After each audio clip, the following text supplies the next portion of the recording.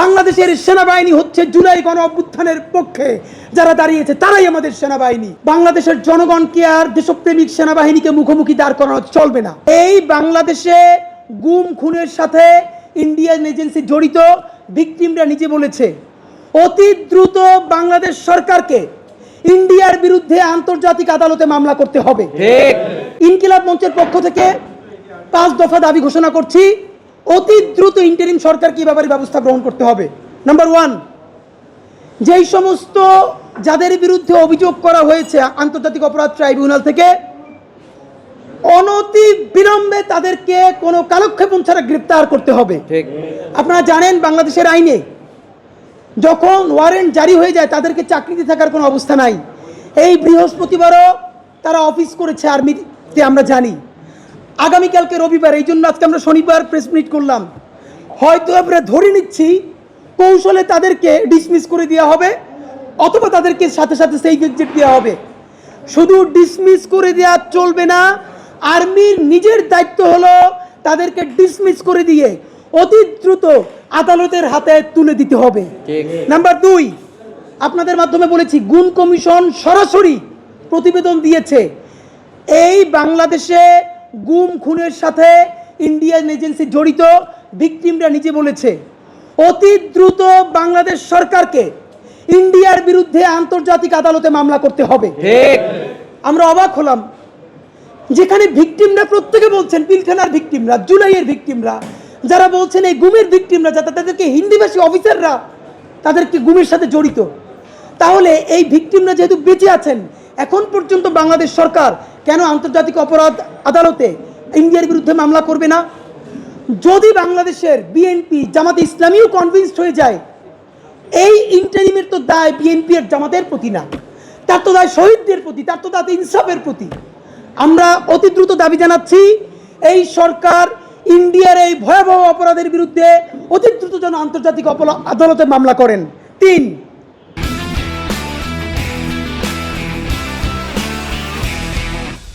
পিলখানা গুম কমিশন এবং যে আন্তর্জাতিক অপরাধ আদালতে যেসব প্রসিকিউশনের যারা সদস্য রয়েছেন, আমরা মনে করি তারা অত্যন্ত জীবনের ঝুঁকিতে রয়েছেন। গুম কমিশনের নাবিলা ইদ্রিস আপা, আপনি ভাবেন একজন নারী কত পুরুষের চেয়েও সাহসী হয়ে উঠতে পারে। এই গুম কমিশনের সদস্যরা, পিলখানা কমিশনের সদস্যরা প্রত্যেকে জীবনের ঝুঁকিতে রয়েছেন। আন্তর্জাতিক অপরাধ আদালতে যারা কাজ করছেন তাদেরকে শত শত কোটি টাকা অফার করা হয়েছে, তারা যেন একটু স্লো যান, তারা যান নাই, তারা গাদ্দারি করেন নাই। সুতরাং এই ক্ষণ পর্যন্ত না, লম্বা সময় ধরে তাদেরকে নিরাপত্তা নিশ্চিত করতে হবে। নাম্বার 4, আপনারা জানি আগামী 30শে নভেম্বরের মধ্যে পিলখানা কমিশন তাদের রিপোর্ট প্রকাশ করবে।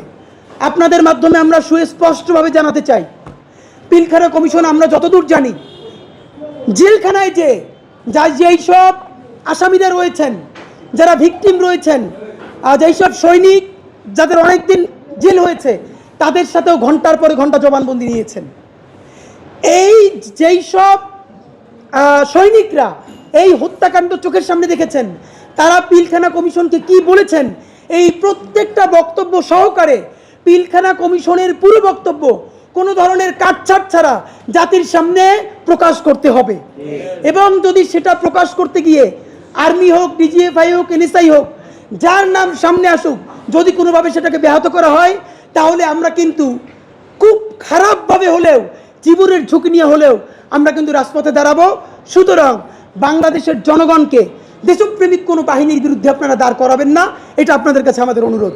বন্ধুরা, আপনাদের কাছে সর্বশেষ দাবি, ইতিমধ্যে যাদেরকে সেফ এক্সিট দেওয়া হয়েছে 626 জন এবং অপরাপর অন্যান্যদেরকেও, ইন্টারিম সরকার অতি দ্রুত ইন্ডিয়া এবং অন্যান্য যেসব দেশে তারা পালিয়েছে, সেফ এক্সিট দেওয়া হয়েছে, ইন্টারপোলের মাধ্যমে তাদেরকে ফিরিয়ে এনে অতি দ্রুত বিচারের মুখোমুখি করতে হবে।